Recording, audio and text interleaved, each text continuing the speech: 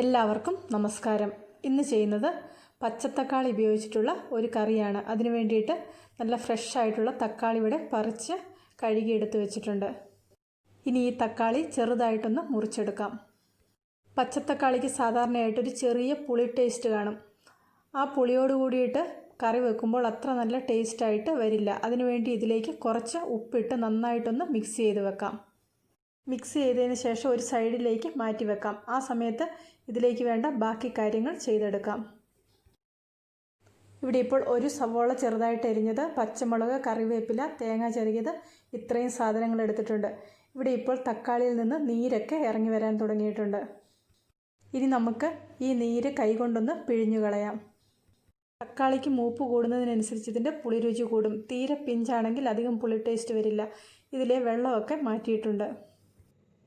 ഇവിടെ ചൂടുകെട്ടിയുള്ളൊരു പാത്രം അടുപ്പത്ത് ചൂടാകാൻ വെച്ചിട്ടുണ്ട്. അതിലേക്ക് വളരെ കുറച്ച് എണ്ണ ചേർത്ത് കൊടുക്കാം. എണ്ണ ചൂടായി വരുമ്പോൾ ഇതിലേക്ക് കടുകിട്ട് പൊട്ടിക്കാം. കടുക് പൊട്ടി വരുമ്പോൾ സവോള ചെറുതായിട്ട് എരിഞ്ഞതും കറിവേപ്പിലയും കൂടെ ചേർത്ത് കൊടുക്കാം. ഇതൊന്ന് മൂത്ത് വരുമ്പോൾ ഇതിലേക്ക് അരിഞ്ഞു വെച്ചിരിക്കുന്ന സവോളയും തക്കാളിയും പച്ചമുളകും കൂടെ ഇട്ട് കൊടുക്കാം. ഇത്രയും സാധനങ്ങൾ ചേർത്ത് കൊടുത്തതിന് ശേഷം ഇതിലേക്ക് വളരെ കുറച്ച് ഉപ്പും കൂടെ ചേർത്ത് കൊടുക്കുന്നുണ്ട്. നേരത്തെ കുറച്ച് ഉപ്പ് മിക്സ് ചെയ്ത് വെച്ചതിൻ്റെ ആ ഒരു ഉപ്പ് ടേസ്റ്റ് ഇതിലുണ്ട്. അതുകൊണ്ടാണ് അധികം ഉപ്പ് ചേർക്കാത്തത്. കുറച്ച് മഞ്ഞൾപ്പൊടിയും കൂടെ ചേർത്തത് നന്നായിട്ടൊന്ന് ഇളക്കിയെടുക്കാം. ഇനി ഇത് ഹൈ ഫ്ലെയിമിലിട്ട് ഒരു 2 മിനിറ്റ് ഇളക്കണം. ഇതിലെ വെള്ളമൊക്കെ ഒന്ന് ചെറുതായിട്ട് വറ്റി കിട്ടണം. ഇതുപോലെ ഇളക്കി കൊടുക്കുമ്പോൾ പാത്രത്തിൻ്റെ അടിയിൽ പിടിക്കുന്നെന്ന് തോന്നിയിട്ടുണ്ടെങ്കിൽ തീ ഒന്ന് ലോ ഫ്ലെയിമിലേക്ക് മാറ്റാം. ഇവിടെ ഇപ്പോൾ ഒരു 2 മിനിറ്റൊക്കെ ആയപ്പോഴേക്ക് ഒരുവിധം വെള്ളമൊക്കെ ഒന്ന് വറ്റി കിട്ടിയിട്ടുണ്ട്. ഇനി ഇതിലേക്ക് ചിരകി വെച്ചിരിക്കുന്ന തേങ്ങ ചേർത്ത് കൊടുക്കാം.